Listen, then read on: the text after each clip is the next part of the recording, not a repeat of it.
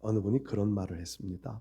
역사는 꿈꾸는 자에 의해 이루어진다. 꿈꾸는 자, 상상을 하고 미래에 대한 그림을 그려보고 뭐 소설도 쓰고 미래를 꿈꿉니다. 미래, 예전에 뭐 1500년대의 사람들이요, 하늘을 나는 꿈을 꿉니다. 사람이 하늘을 나는, 새들이 하늘을 날아가는 것을 보면서 하늘을 나는 꿈을 꿉니다.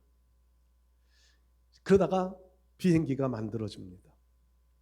우주로 날아가는 꿈을 꿉니다.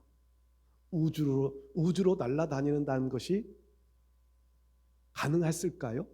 그 시대에. 그런데 시간이 지나가니까 진짜 우주선이 만들어지고, 요즘은 우주 여행 시대, 우주 여행 가는데 뭐 1억 몇 천씩 든다면서요. 우주 여행 시대가 지금 다가오고 있습니다. 아마도 지금 사람들이 지구가 이 온난화로 인하여서 이제 지구에 인간이 살아갈 수 있는 환경들이 점점 어려워져 가고 있는데 종말의 시대라고 말을 하지요. 사람들은요, 사람들이 살 수 있는 환경을 새로운 것으로 한번 만들어 보자. 그래서 화성에 지금은 인간이 살 수 있는 조건이 그나마 조금 낮고 가까운 곳이 화성이라고 그래요. 화성에 인간이 살 수 있는 공간을 좀 만들어 보자 하면서 화성에 자꾸 지금 우주선을, 탐사선들을 지금 보냅니다. 아마 이것도 머지않은 미래에 우리 주님이 그 전에 오지 않으시면 아마도 될 수 있지 않을까. 꿈꾸는 자에 의하여 이루어지는 역사. 과거의 사람들은요, 우리나라만 해도 조선시대에 질병이 걸리면 거의 죽는 줄 알았습니다. 얼마 전까지만 해도요, 암이라고 하는 진단만 받으면 죽을 날만 기다렸습니다. 근데 요즘에는 암이 거의 정복되었잖아요. 우리 모임 가운데 목사님 한 분도 폐암이 발견이 되어져서 이제 진단을 받기로는 1기에서 2기로 넘어가는 단계 이렇게 했는데, 수술을 하느라고 열어보니까 4기, 사망 선고와 같아요. 그런데 지금 거의 완치됐습니다. 벌써 한 3년째 지금 완치돼서 지금 건강하게 생활을 하세요. 아마 여러분들 주변에도 그런 분들 많으실 거예요. 암의 정복, 이게 가당키나 했었을까요? 그런데 꿈꾸는 자에 의하여서 이루어진다고요. 자, 지금 이루어져 가고 있습니다. 어떤 질병이든지 정복의 시대가 되어져 가고 있다는 말이지요. 어제 뉴스에는요, 여러분들도 보셨을 거예요.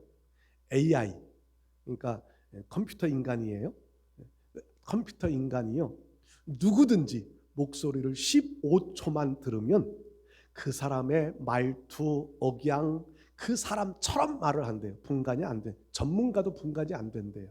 15초만 내 목소리를 들으면 로봇가 와서 제가 하는 것처럼 설교를 해도 모른다는 거예요. 지금 시대가 이렇게 발전되어져 갑니다. 꿈꾸는 자에 의하여서 이루어지는 세상. 누군가가 앞으로 미래에 대하여서 더 좋은 것들을 꿈꿀지 모릅니다. 우리가 상상하지 못하는 TV만 보아도요, 예전에는 그냥 이렇게 브라운관이 있는 TV, 이게 누군가 꿈을 꾸어요. 벽에 걸으면 좋지 않을까? 벽걸이 TV가 나와요. 누군가가 지금 꿈을 꿔요. TV를 접어서 들고 다닐 수 있는 그런 TV는 없을까? 그런 TV가 나왔어요. 접어서 둘둘 말아가지고 다니면서 내가 보건대 갔다가 이렇게 펼쳐놓고 하면 TV를 볼 수 있는 시대가 됐어요. 과학의 발달이요, 이 문화의 발달이요, 상상할 수 없을 만큼 발달이 되어져 가고 있습니다. 그럼에도 불구하고 해결할 수 없는 문제는 또 있습니다. 아무리 사회가 발달되고 과학이 발달돼도 해결할 수 없는 것은요, 인간의 죄 문제는 해결할 수 없습니다. 그리고 인간의 죽음의 문제는 해결할 수 없습니다. 화성에 가서 사는 날들이 열려져서 화성에 간다고 우리가 안 죽을까요? 아니, 더 좋은, 인간이 살기 좋은 더 좋은 어떤 별이 발견이 되어져서 그곳에 우리가 이주해서 산다고 하면 인간이 안 죽을까요? 그래도 인간은 죽습니다. 왜냐하면 성경이 정해놓으신 법칙이기 때문에 그렇습니다. 성경에 정해놓은 한 번 죽는 것은 정하신 법칙이에요. 그런데 이 사망과 그리고 죄 문제를 해결할 수 있는 유일한 통로가 한 가지가 있습니다. 그게 바로 예수님의 부활입니다. 예수님의 부활은 직접 목격해보지 못한 우리에게는요, 너무 허황된 것 같고 막연한 것처럼 느껴집니다. 제가 자주 말씀드려요. 아브라함의 믿음을 자주 말씀드리는데 4,000년 전, 지금부터 4,000년도 더 된 시대, 우리나라로 말하면 구석기 시대예요. 구석기, 그 전인지도 몰라요. 그 시대에 사람들이요, 정말 생활이 얼마나 피폐한 삶을 살았을지 우리가 상상하잖아요. 도끼 들고 짐승 잡으러 다니는 그런 시대. 그런데 그런 시대의 아브라함이요, 그런 시대의 아브라함이었음에도 아브라함은 부활 신앙을 가지고 있었다는 거지요. 그 시대에 누가 부활의 꿈을 꿔요? 누가 부활을 알아요? 누가 부활에 대하여 상상이나 해요? 그런데 믿음의 부활을 가지고 있어요. 자기 아들을 독자 이삭을 제물로 드리라 할 때 아브라함은 없는 것을 있는 것처럼 부르시는 하나님, 죽은 자도 살리실 수 있는 하나님의 비밀을 믿었다고 말씀하잖아요. 부활을 믿은 거예요. 그리고 그 믿음이 우리에게 전수되어져서 우리가 직접 부활을 목격하지는 못했지만 그 부활을 믿는 믿음을 가지고 살아갈 수 있는 거지요. 그래서 갈라디아서는 아브라함과 함께 복을 받느니라. 여러분, 예수님의 부활이 믿어지십니까? 예수님의 부활. 아까 제가 그렇게 역사는 꿈꾸는 자에 의하여서 이루어진다. 성경은 정확하게 말씀드리면 꿈꾸는 자에 의하여서가 아니라 하나님의 말씀을 받은 자들의 예언대로 이루어진다. 하나님의 말씀을 받은 자의 예언대로, 말씀대로 역사는 이루어져 갑니다.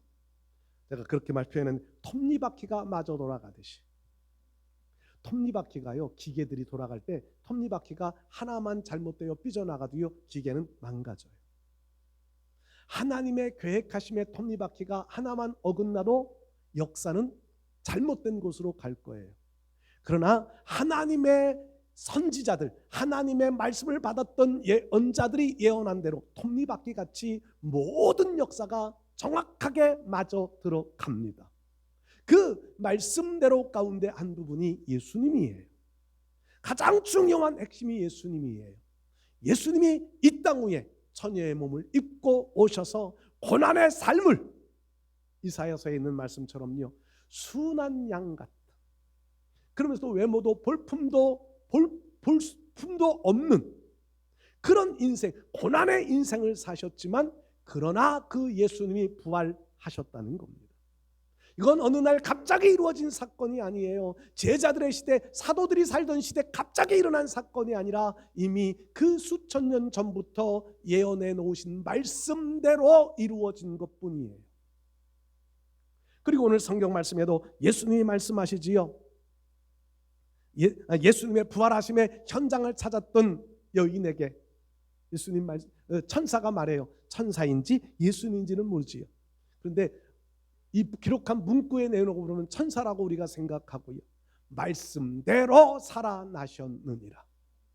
예수님이 말씀대로 제자들과 3년 동안을 공생애를 하시면서 십자가에서의 죽으심을 여러 차례 말씀하세요. 그리고 죽음이 끝이 아니라 다시 살아난다 말씀을 여러 차례 말씀하세요.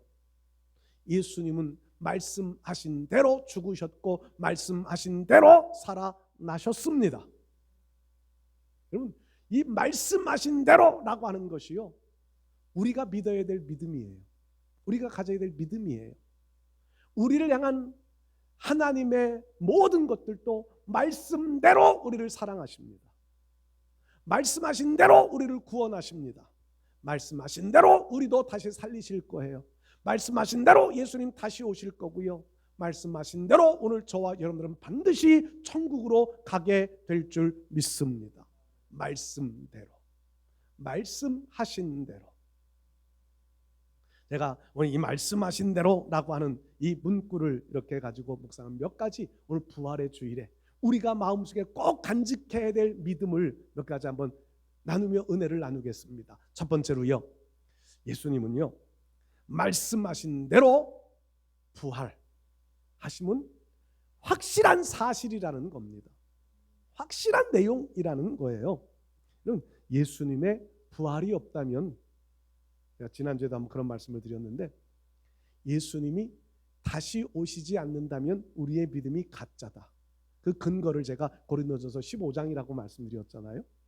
예수님의 부활이 없으면 우리의 믿음은 헛된 믿음이고 거짓된 믿음이고, 우리가 가장 허망한 삶을 살아간 자들이 되고 말 거예요. 왜 고린도서에 그런 말씀을 했느냐 하면, 우리가 교동문에도 그 교동문을 낭독했는데, 그 시대는 핍박의 시대예요.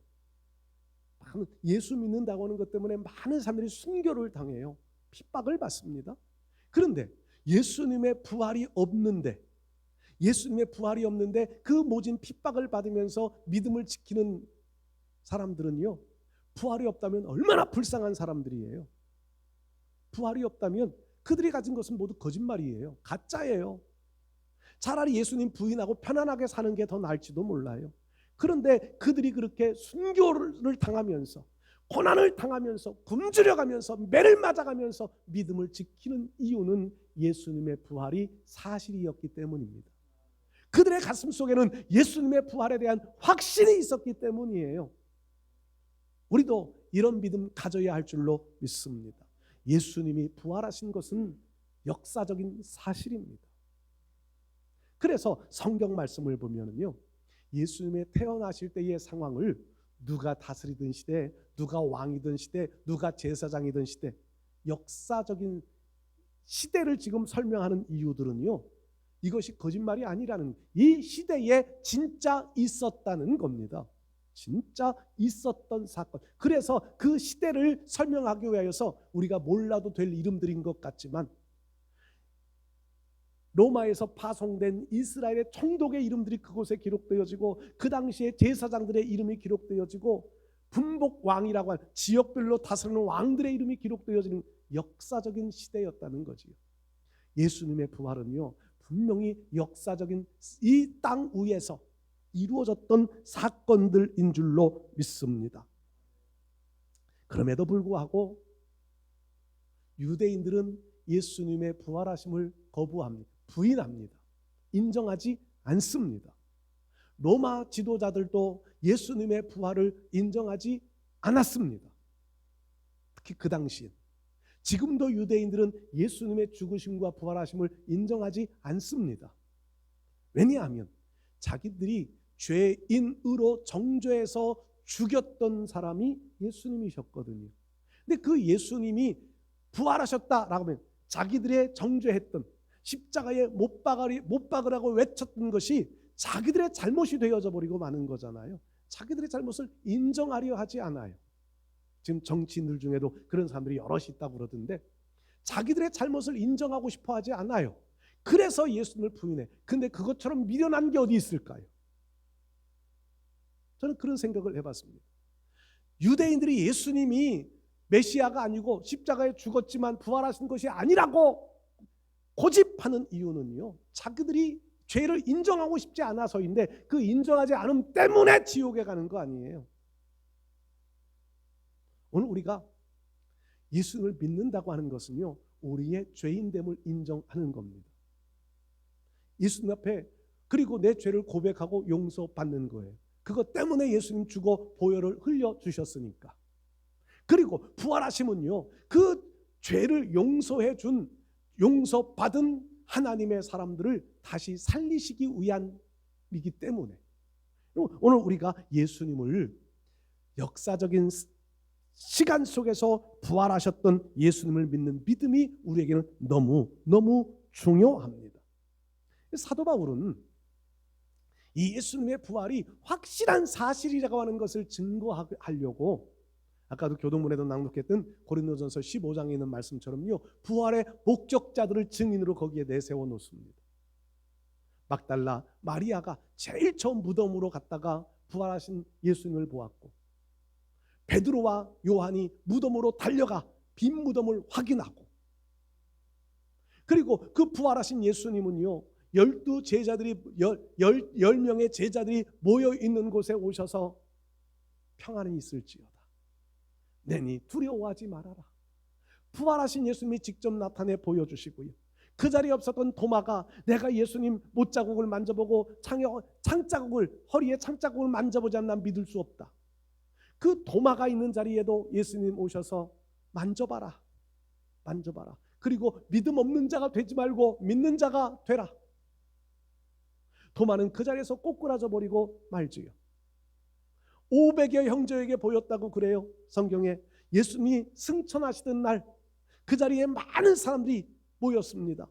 500여 명 정도가 모였다고 바울은 추측하는 거예요. 그 모든 사람들이 부활하신 예수님을 보았고 승천하시는 예수님을 보았습니다. 고린도서에는 야고보도 보았다고 그러지요. 이 야고보는요 제자 야고보가 아니라 예수님 동생 야고보예요. 예수님 동생 야고보는요 평소에 예수님에 대하여서 좋지 못한 감정을 가지고 살았다고 그래요. 왜냐하면 예수님이 맏형이잖아요. 자기 인간적으로 보면 맏형이에요. 아버지 요셉은 일찍 돌아가셨어요. 집안이 어려워요. 그런데 집안을 안 돌보고 사람들이 이끌고 다니면서 말씀이나 하고 다니는 그 모습이 아주 안 좋았다고요.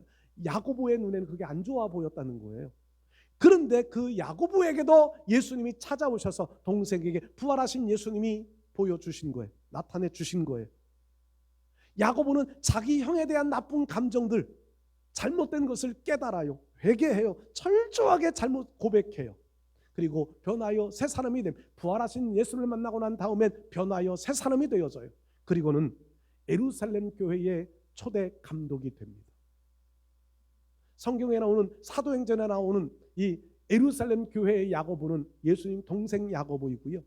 야고보서를 기록하는 사람도 예수님 동생 야고보예요. 부활하신 예수를 만나서 변화되어진 거지요. 바울들은 그렇게 고백해요. 만삭되지 못하여 난 자 같은 나도 부활하신 예수님을 만났다. 사도행전에 3번이나 그런 내용이 기록되지요. 3번이나 9장에도 기록되고 22장에도 기록되고 25장에도 기록되고, 부활하신 예수님이 너무 확실한 거예요. 너무 확실해요. 그래서 부활하신 예수님을 증거하러 다니는 겁니다.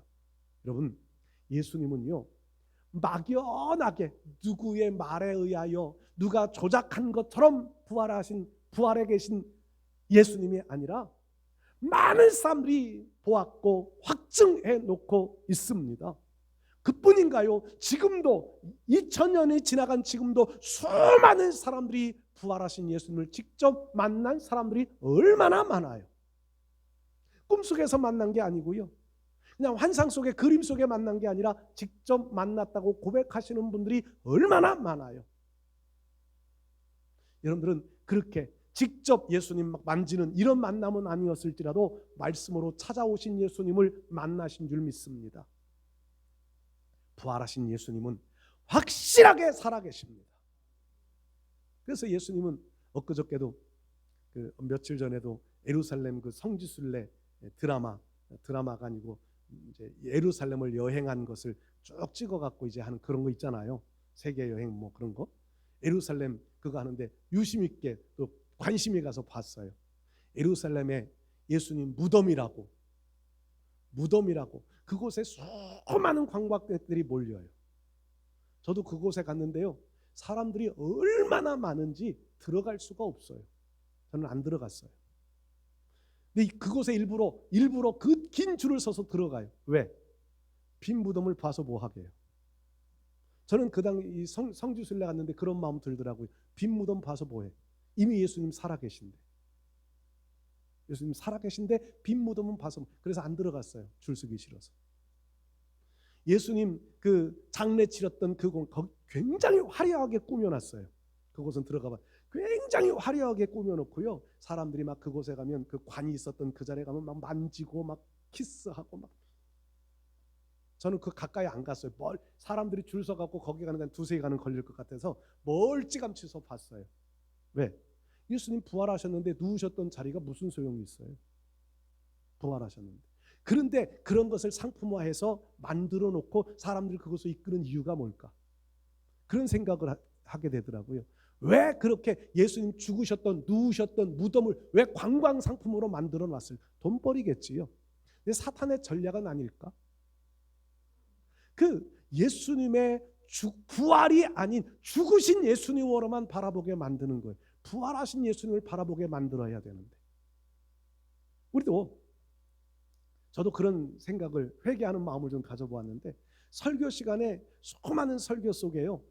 고난당하신 예수님은 우리가 참 많이 고백을 해요. 설교를. 부활하신 예수님을 설교하는 것은 그보단 적어 보여요.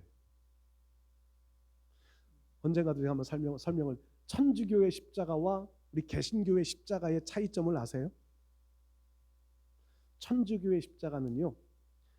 십자가에 지금도 예수님이 달려 계셔요. 천주교에서 사용하는 십자가예요. 천주교인들이 달고 다니는 묵주에는 아직도 예수님은 십자가에 달려 계세요. 근데 개신교의 십자가에는요. 예수님 십자가에 없어요. 빈 십자가예요. 부활하셨다고는 의미예요. 우리 교회도 여러 십자가가 참 많이 있는데 이 십자가가 구원은 아니에요. 십자가가 신이 되어지면 안 되지만 십자가를 바라볼 때 예수님 부활하신 예수님을 바라보는 십자가가 되어져야 합니다.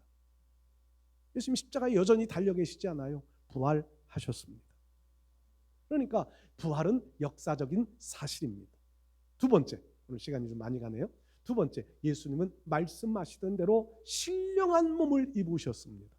신령한 몸. 이 신령하다고 하는 것이요. 산신령. 신령 그러니까 산신령이 먼저 생각이 나요. 산신령. 우리나라 동화 속에는 산신령들이 참 많아요. 그 산신령과 같은 몸이셨을까요?